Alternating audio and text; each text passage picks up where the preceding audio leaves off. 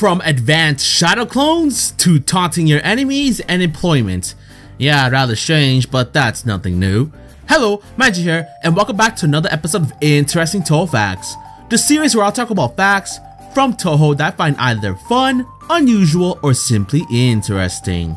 So without further ado, let's begin the Interesting Touhou Facts number 83. Number 5. So in Subterranean, the only two playable characters were Reimu and Marissa, and while they were the only two, they had 3 different shot types, each one involving a different character. This one will be focusing on Suika. Now Suika is very different from most Oni, as she's one of the only ones who's still chilling in Ginsokyo rather than living in the underworld. And although she's supposed to be from there, she doesn't know everyone from there. In Subterranean, there are folks Suika doesn't know. Of the 6 girls, minus Kisame since there's no dialogue for her, the 3 she never met were Yamame, Orin, and Oku. Or at the very least didn't know them on a personal level. She is familiar with their species however.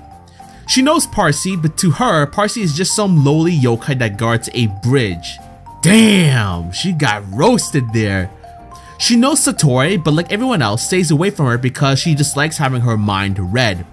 She also knows Satori's sister, Koishi, but she's a little nicer to her, inviting her to come play the next time Koishi comes above ground. She believes Koishi's ability to read the subconscious compensates for Satori's weakness in a fight, indicating that she may have gotten into battles or duels with the sisters before. Probably playful, but maybe not. I'd hope it was playful. I can't imagine how Suika would be like if she wanted to beat something badly. Number 4. When it comes to clown piece, we associate it with everything that is truly American. The most patriotic fairy there is. One I'm sure my American viewers can get behind. But the thing is, however, is that clown piece might not be the best representation of America. Now we know clown piece is a hell fairy, but she's actually not American. Fucking hell. Next you'll tell me Chiruno isn't the strongest? So if she's not American, why the fuck does she look more patriotic than his regular citizens? The thing is, the star-spangled pattern on her clothes is a deliberate provocation to the Lunarians due to its association with the Apollo project. And if you guys don't remember, the Lunarians weren't exactly cool with the whole moon landing operation back in 1969. It gets even worse when you notice that Clown Piece's character art pose resembles the Statue of Liberty. That's not cool, bro, teasing the ever-living shit out of us. It was all a lie. A lie! Number 3. If you guys remember back in my Flandre character profile, I mentioned one of Flandre's ability was making clones. Because having the ability to destroy anything wasn't intense enough, Zune just had to give her shadow clones to make her that much more scarier. Imagine if those clones could also use her destruction ability. That would be truly horrifying.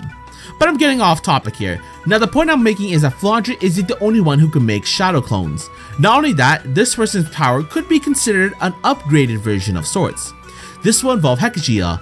Hecagia's ability is to have 3 bodies. This allows her to exist on Earth, the Moon, and the other worlds all at once with different bodies, while her core self resides in Hell. Dude, that sounds so fucking trippy. From the sounds of it, it would be like controlling 3 different bodies at once at a headquarter or something like that. As places like Ginsokyo and the Dream World are other worlds, Hecagia can access those as well. I mean, it would explain how Hecagia came to Ginsokyo and also brought Clown Piece as well. But yeah, while cool, it sounds like a headache to manage 3 bodies. Managing 1 is tough enough as it is, let alone fucking 3. Number 2. Now at the SDM, the main person to deal with the responsibilities of the place would have to be Sakya. When you're as perfect and elegant as she is, no task is too hard. And, you know, stopping time helps too. Although everything is pretty much handled by her, she still has assistants, sorta. For those who don't know, the SDM has many fairy maids employed by Remelia. Their job is to clean the place while being overseen by Sakya, who is the chief maid. They're not what I would call helpful, but again, they're only fairies, so what the fuck do you expect? According to an advertisement in Bohemian, specifically Chiruno's interview, maids are provided with 3 meals a day and uniforms, but no paid vacations, breaks, or afternoon naps. mean, if I could get those meals without even doing my job correctly, I'd still take that. However, unofficially, in terms of the mansion's policies, the fairy maids are free to do as they please, and another employee, Mei Ling, is known to take afternoon siestas, which is either close to a nap or an excuse to cover up that is an actual nap.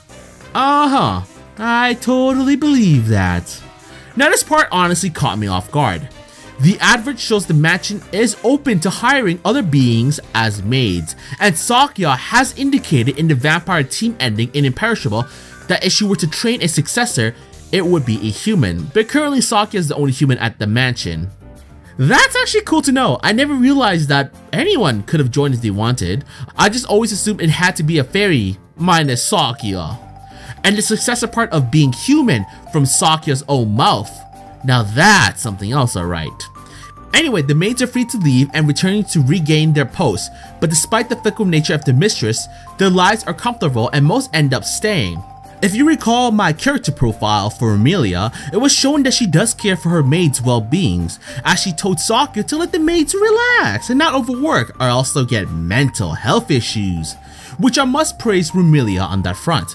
Even though those fairy maids are shit, she does care for her servants. So I can understand why they would want to stay. It sounds like a pretty good deal.